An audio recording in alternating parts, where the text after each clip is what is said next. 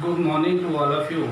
मैं Brajesh Kumar, biology faculty, आप सभी का online classes Tagore children academy Surajgarh में स्वागत करता हूं। बच्चों, मैंने इससे पहले वाली वीडियो लेक्चर में आपको इंट्रोडक्शन बताया था बायोलॉजी का, जिसमें बायोलॉजी शब्द का डिटर्मिनेशन, बायोलॉजी की ब्रांच, उनके जनकों के नाम और जो बायोज या लिविंग्स हैं उन्हें हम क्या कहते हैं, कैसे डिफाइन करते हैं, ये जो बेसिक चीज़ थी वो मैंने पहले वाले वीडियो लेक्चर में आपको बताई थी। आज अपन इसमें एक चैप्टर शुरू कर रहे हैं जिसका टाइटल है एनिमल किंगडम, प्राणी जगत। ये नंबर 4 एक्सरसाइज है या चौथा लेसन है। अब देखिए, ये जो एनिमल किंगडम है इसमें एक वर्ड यूज होता है क्लासिफिकेशन, उसको हम कह रहे होते हैं वर्गीकरण। और क्लासिफिकेशन या वर्गीकरण का मतलब ये होता है कि किसी भी जो टॉपिक होता है या कोई भी चीज़ होती है या कोई भी आर्टिकल होता है, उसे समझने के लिए अधिक से अधिक सिंप्लीफाइड करना, उसको समझने के लिए अधिक से अधिक उसको सरल बना देना।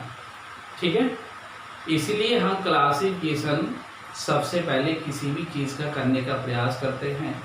और बायोलॉजी के अंदर चाहे कोई एनिमल हो चाहे कोई प्लांट हो, सबसे पहले हम उसका आइडेंटिफिकेशन करते हैं, पहचान करते हैं, फिर उसका नॉमेनक्लेचर करते हैं, नामकरण करते हैं, और फिर हम उसको क्लासिफाई करते हैं या उसका वर्गीकरण करते हैं। ये सारी चीज़ें किसी भी जीव की पहचान, उसका नामकरण और वर्गीकरण, इन सबको हम सिस्टेमैटिक्स कह रहे होते हैं, इस सबको हम वर्गीकी कह रहे होते हैं। एक तरह से चाहें तो हम इसको टैक्सोनॉमी भी कह सकते हैं। ठीक है, अब जैसे अगर हम किसी भी कैंपस के अंदर सारे एक साथ बच्चों को बैठा लें, हर क्लासेस के बच्चों को बैठा लें और तब हम उनकी स्टडी कराना चाहें, तो शायद मुझे लगता है वो स्टडी कराना बहुत मुश्किल हो जाता है। इसलिए आपने देखा होगा पहले बच्चों को हम क्या करते हैं, क्लास वाइज अलग कर लेते हैं। क्लास वाइज अलग करने के बाद में आपने देखा होगा उनको सेक्शन वाइज अलग कर लेते हैं। सबसे पहले उनको स्ट्रीम वाइज अलग कर लेते हैं। आर्ट्स के बच्चे अलग हो जाते हैं, कॉमर्स के बच्चे अलग हो जाते हैं, साइंस के बच्चे अलग हो जाते हैं, साइंस में भी फिर मैथ्स के बच्चे और फिर बायो के बच्चे। तो इस तरह से जब उनके छोटे छोटे सेक्शंस बन जाते हैं तो हम आसानी से उन तक जो एजुकेशन या शिक्षा या जो भी हम उनको बताने का प्रयास करना चाह रहे होते हैं, एजुकेट करने का प्रयास करना चाह रहे होते हैं, वो चीज़ हम मैकेनिकली आसानी से वहाँ तक पहुँचा देते हैं। ठीक है ना, क्योंकि टीचर जब बच्चे को पढ़ा रहा होता है तो it is only mechanical transfer. ये केवल ऐसा नहीं है जो बताया जा रहा है वो बच्चा अगर उसको सही तरह से और आसानी से समझ रहा है तो ट्रांसफ़र हो रहा है। मैकेनिकल ट्रांसफ़र कहलाएगा। नहीं समझ पा रहा है तो ट्रांसफ़र नहीं हो पा रहा है।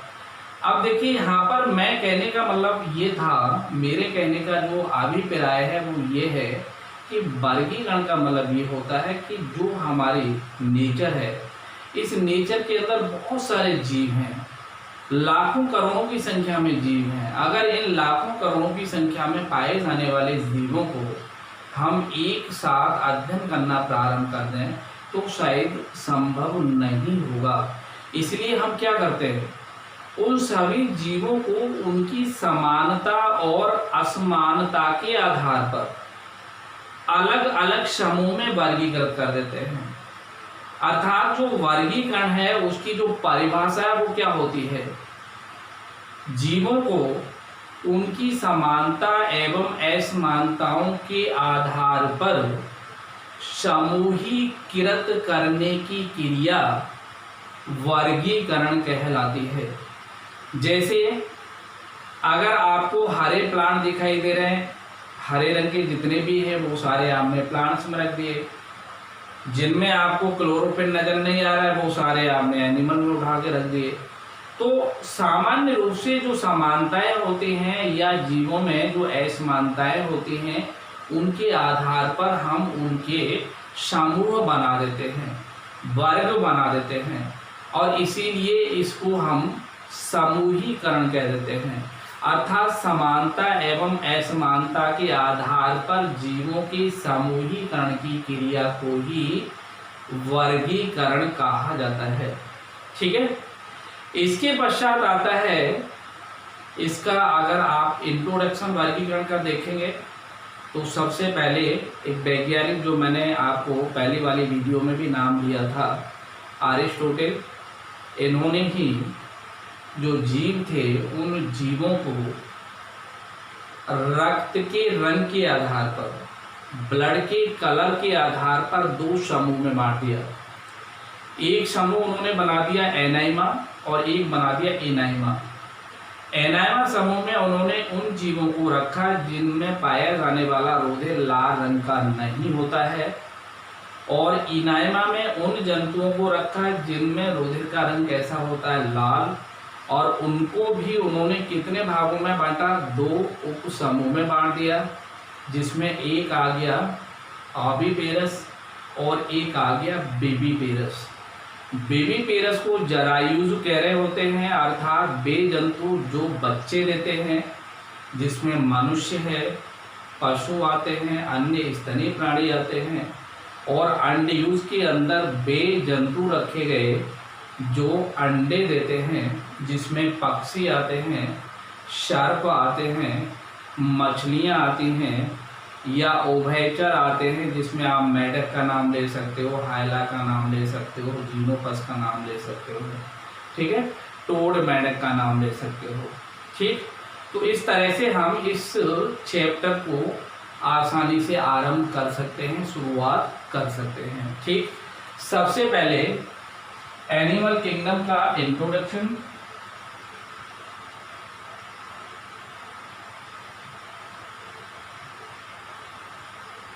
इंट्रोडक्शन का मतलब मैंने क्या बताया था, परिचय। और ये जो परिचय है ये क्लासिफिकेशन के आधार पर है, जिसे बड़े आसानी से हम एक्सप्लेन कर सकते हैं। क्या बताया मैंने इसमें कि सर्वप्रथम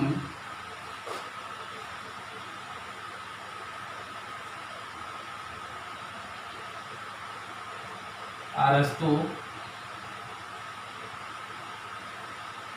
ने जीवों को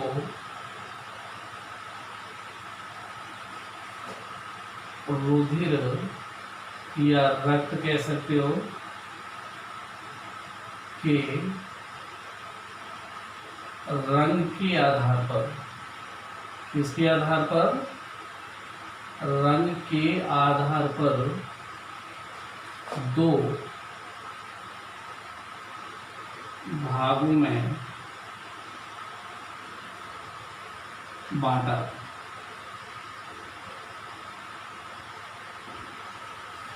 जिसमें देखिए पहला जो पार्ट था, भाग था,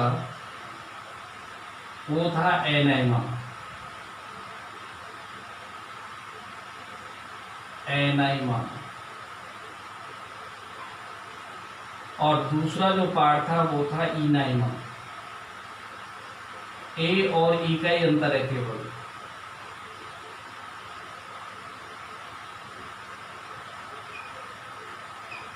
ठीक है, इनाइमा के अंतर्गत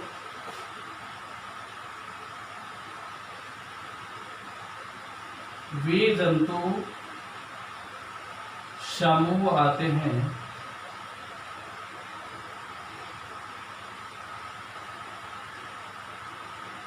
जिनमें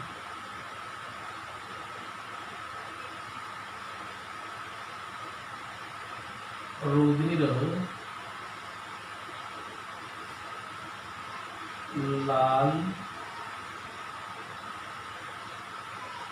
रंग का नहीं होता। ठीक है, जैसे अगर आपको उदाहरण इसमें बताना है, नाम हम दे सकते हैं स्पंज का, निडेरिया,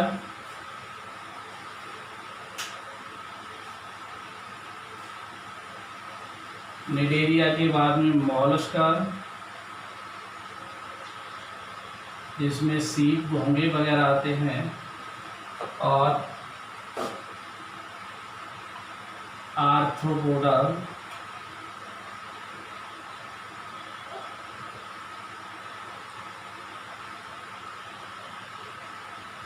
तथा इकाइनोडर्मिड्स,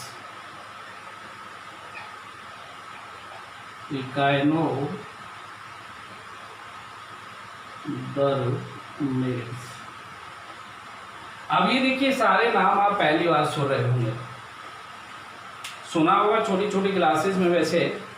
अब देखिए इसमें हमें बताना ये होता है कि जो स्पंज होते हैं मॉलस्का में, जैसे मैंने बताया था, निडेरिया के अंदर कुछ जंतु पाए जा रहे होते हैं, आर्थ्रोपोडा में बहुत सारे जंतु होते हैं, इकाइनोडर्मिटा में जैसे तारा मछली वगैरह होती है।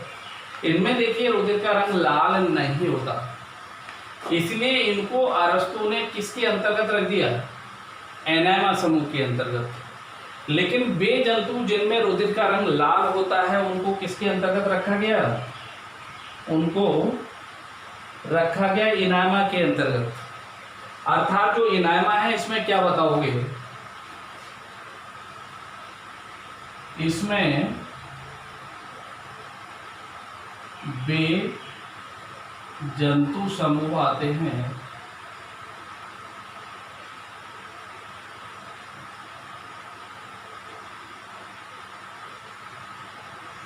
जिनमें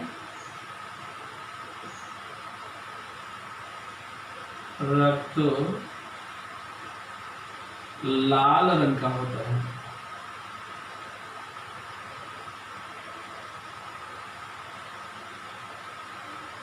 ठीक है, और इसको भी इन्होंने क्या किया? फिर दो उपसमूह में बांट दिया।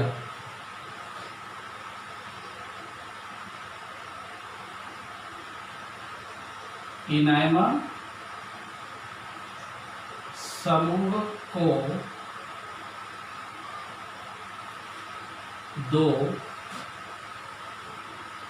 उप समूह में बांटा गया।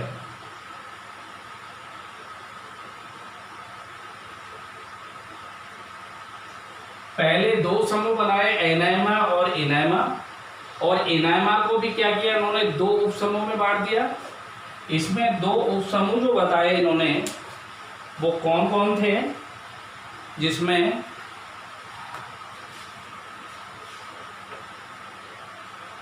एक विविपेरस,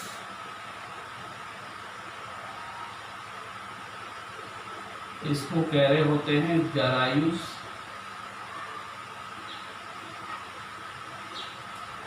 और दूसरा इसमें आता है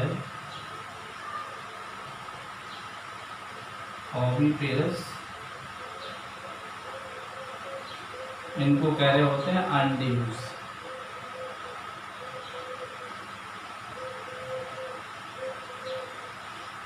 क्या कहा जा रहा होता है? अंडियुस। एक ये विविपेरस और दूसरा ओविपेरस। ठीक है, अब देखिए इसमें जो विविपेरस लिखा हुआ है, जिसको हमने नाम क्या दिया है? जरायुस। जरायुस समूह के अंतर्गत या उप समूह के अंतर्गत उन जंतुओं को रखा जाता है जो बच्चे देते हैं या बच्चे पैदा करते हैं। ठीक है, जिसमें मानव आता है, पशु आते हैं या अन्य स्तनी प्राणी आते हैं। ओविपेरस के अंतर्गत उन जंतुओं का समूह आता है जो अंडे देते हैं, जिसमें हम पक्षियों का नाम ले सकते हैं, स्नेक्स जिनको शर्म कह रहे होते हैं, मछलियों का नाम दे सकते हो, इसके साथ साथ उभयचर का नाम दे सकते हो, जिसमें आपका मेढक आता है, हाइला आता है, या फिर इसके अंतर्गत दूसरी क्या आ रहे होते हैं, टोड मेढक आ रहे होते हैं। उभयचर का मतलब होता है कि ये जल और थल दोनों पर अपना जीवन यापन कर सकते हैं, इसीलिए इनको क्या कहा जाता है, उभयचर कहा जा रहा होता है। ठीक है, अब देखिए इसको आप एलोबरेट कर सकते हैं, आसानी से इसको बता सकते हैं। इसमें क्या बताना पड़ेगा,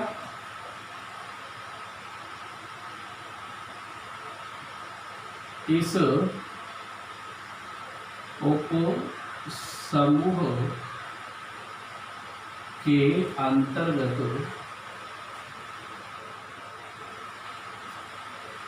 वे जंतु आते हैं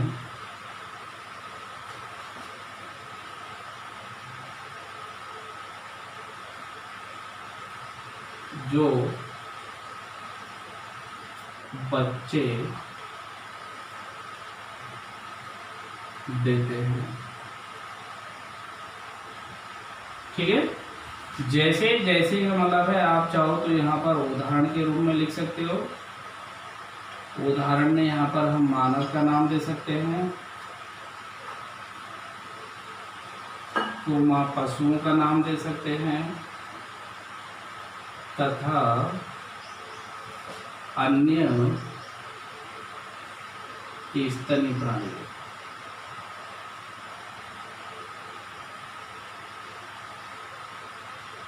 ठीक है, अन्य स्तनी प्राणियों में आप चाहो तो जैसे आपका बंदर है, चिंपांजी है, गोरिल्ला है, औरंगुटान है, ठीक है ना, ये सब किस में आ जाते हैं, अन्य प्राणियों में आ जाते हैं। आप रैबिट का नाम दे सकते हो, खरगोश का नाम दे सकते हो, ये सब किस में, गिलहरी का नाम दे सकते हो, सब किस में आ जाते हैं, अन्य स्तनी प्राणियों में आ जाते हैं। ठीक है, ये सभी प्राणी क्या करते हैं, बच्चे देते हैं। इसके बाद ओविपेरस के अंतर्गत हम क्या कह रहे होते हैं, इस समूह के अंतर्गत वे जंतु आते हैं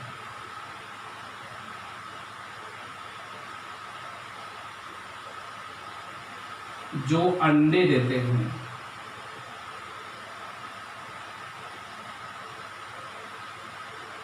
जो अंडे देते हैं। ठीक है, इसमें आप उदाहरण बता सकते हो, मछलियां, जानते होंगे मछलियां को, देखा होगा, फिशेस। इसके बाद आप चाहो तो शार्क, उभयचर जिसमें मेढक बताया था मैंने, तथा पक्षी।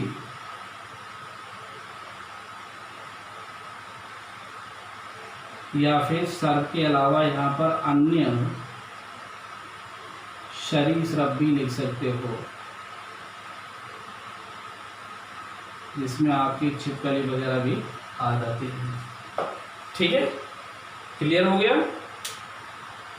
अब देखिए इस तरह से शुरू यहाँ पर हुआ। सबसे पहले क्या बताया गया था कि जो अरस्तु है, इन्होंने जीवों को रुधिर के रंग के आधार पर दो भागों में बांट दिया। एक पार्ट यहाँ पर क्या दे दिया इन्होंने, एनाइमा। एनाइमा में वे जंतु समूह आते हैं जिनमें रुधिर लाल रंग का नहीं होता। एग्जाम्पल में आप निडेरिया, स्पंज, आर्थ्रोपोडा, मॉलस्का और नाम दे सकते हैं इकाइनोडर्मेटा का। इसके बाद इनाइमा में, इसमें वे जंतु समूह आते हैं जिनमें रक्त लाल रंग का होता है। इनाइमा समूह को फिर दो उप समूह में बांटा गया। एक नाम दिया गया विविपेरस और दूसरा नाम दिया गया ओविपेरस। विविपेरस को हम कह रहे होते हैं जरायुस, अर्थात इसमें वे समूह आते हैं जंतुओं के जो बच्चे देने वाले होते हैं, जिसमें एग्जाम्पल के अंतर्गत हम मानव या फिर उसके साथ साथ पशुओं का नाम दे सकते हैं या अन्य स्तनी प्राणियों का नाम दे सकते हैं। इसके बाद अंड्यूस, इस समूह के अंतर्गत वे जंतु आते हैं जो अंडे देते हैं। इस उदाहरण में हम मछलियां बता सकते हैं, स्नेक्स बता सकते हैं, एम्फीबियंस बता सकते हैं और बर्ड्स बता सकते हैं या फिर अदर रेप्टाइल्स बता सकते हैं। ठीक है, क्लियर हो गया? कोई यहाँ तक डाउट नहीं आना चाहिए। अगर यहाँ पर पशु में आप किसी का नाम देना चाहते हो, गाय का दे सकते हो, भैंस का दे सकते हो, बकरी का दे सकते हो, भेड़ का दे सकते हो, ऊँट का दे सकते हो। ये सब किस में आते हैं? कैटल में आते हैं, पशुओं में आते हैं। ठीक है, क्लियर हो गया? अब देखिए इसके पश्चात आगे इसी चैप्टर को हम बढ़ाते हुए बता रहे होते हैं क्लासिफिकेशन का आधार, वर्गीकरण का जो बेस होता है, बेसिस होता है, आधार होता है, वो क्या होता है। अर्थात वर्गीकरण किस आधार पर किया जाता है, वो आधार के बिंदु हमें बताने होते हैं। क्या बताने होते हैं? उस आधार के बिंदु बताने होते हैं। ठीक है, क्या लिखेंगे अब आगे? वर्गीकरण का आधार। वर्गीकरण का आधार का मतलब होता है बेसिस ऑफ क्लासिफिकेशन।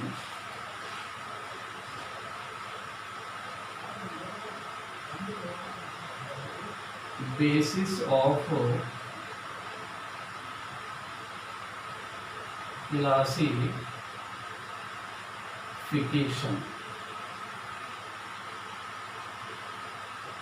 इसको हम कह रहे होते हैं वर्गीकरण का आधार।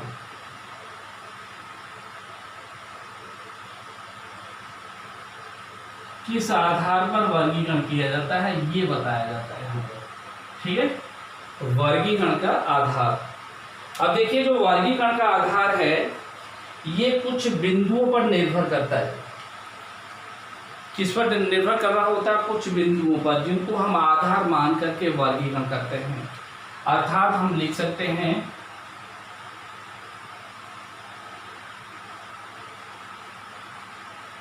वर्गीकरण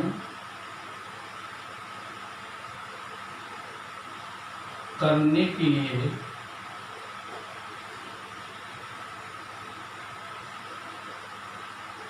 निम्न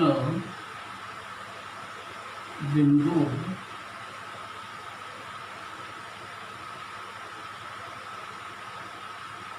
आधार माने जाते हैं या आधार बनाए जाते हैं। ठीक है, तो वर्गीकरण करने के लिए कुछ बिंदुओं को हम आधार मानते हैं और उन बिंदुओं के आधार पर ही हम क्या कर रहे होते हैं? उनका क्लासिफिकेशन कर रहे होते हैं। अब ये जो बिंदु होते हैं, ये बिंदु कौन कौन से होते हैं, ये अपने को यहाँ पर बताना होता है। पहला यहाँ पर जो बिंदु हम लेते हैं, ये बिंदु लेते हैं कोशिका की संख्या के आधार पर।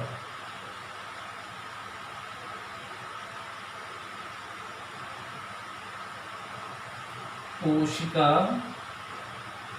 की संख्या के आधार पर, on the basis of number of cells. पहला यहाँ पर हम वर्गीकरण का जो आधार मानते हैं वो किसको लेते हैं? नंबर ऑफ सेल्स, कोशिका की संख्या। अर्थात वे जंतु जिनमें कोशिकाएं बहुत कम होती हैं या केवल एक ही कोशिका होती है, उनको हम प्रोटोजोआ समूह में रख देते हैं, और जिनमें संख्या अधिक होती है उनको मेटाजोआ समूह में रख देते हैं। ठीक है ना? तो यहाँ पर क्या बोला जाएगा? कोशिकाओं की संख्या के आधार पर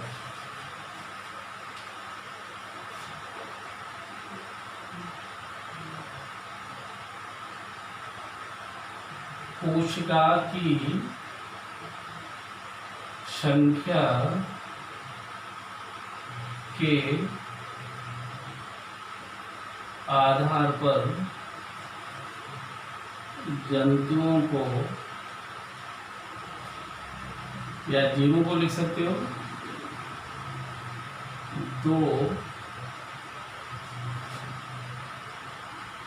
उपजगत में रखा जाता है। ठीक है, उपसमूह भी लिख सकते हो, जिसमें देखिए एक जो समूह आता है इसको हम कह रहे होते हैं प्रोटोजोआ,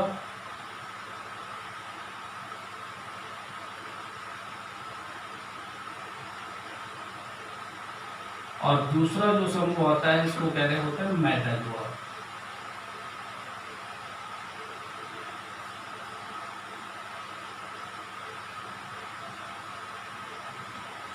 प्रोटोजोआ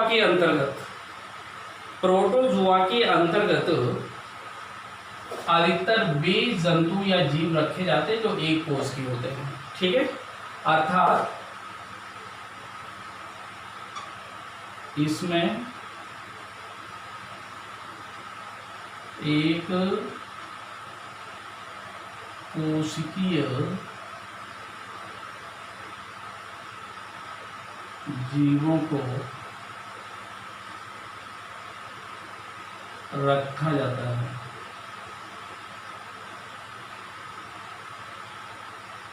ठीक है, उदाहरण में क्या बता दोगे?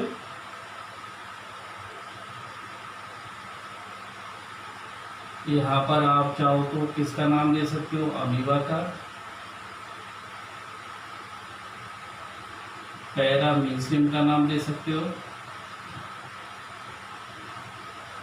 ये सारे जो जंतु हैं या जीव हैं ये यूनिसेलुलर होते हैं, एक कोशिकीय होते हैं। जबकि मेटाजोआ के अंतर्गत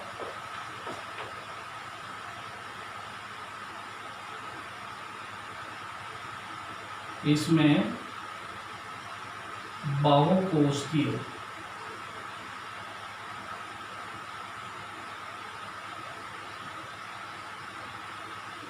जीवों को रखा जाता है।